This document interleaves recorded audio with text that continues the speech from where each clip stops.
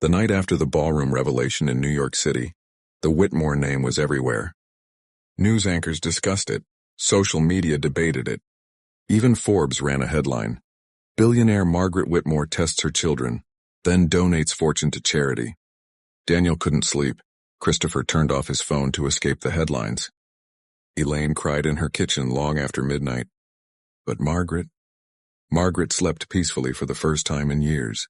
The next morning, she arrived at Whitmore Holdings headquarters. Employees stood a little taller when she walked through the glass doors. They had heard the story. Many of them had parents. Some had grandparents living alone. Inside the executive boardroom, her attorney handed her a folder. "It's done," he said. "The Elder Dignity Foundation will officially launch next month." Margaret nodded. "Good. I don't want anyone at 85 wondering if they're loved only for their bank account."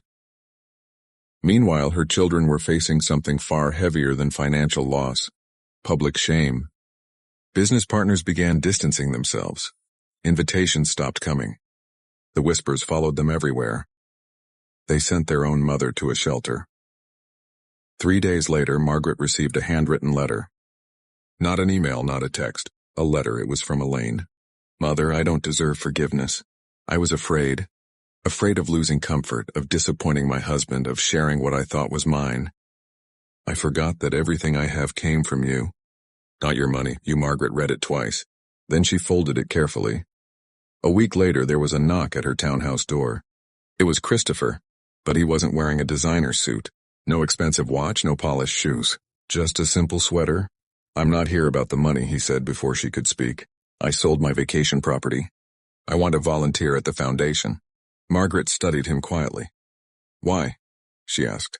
He swallowed hard. "Because I saw that photo of you on that bench, and I realized if that had truly been your reality, I would have been the kind of son who let it happen." Silence filled the space between them. Finally, Margaret stepped aside.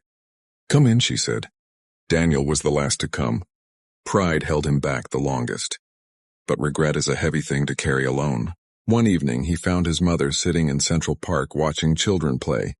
He approached slowly. "You were right," he said. "I love the inheritance more than the person." Margaret looked at him gently. "Then learn to love differently," she replied. He sat beside her on the bench, the same type of bench she once sat on alone. "I don't want your money," he said quietly. "I want another chance." Margaret placed her hand over his. "Second chances are not bought," she said. "They are earned." Over the next year, something began to change. Her children volunteered.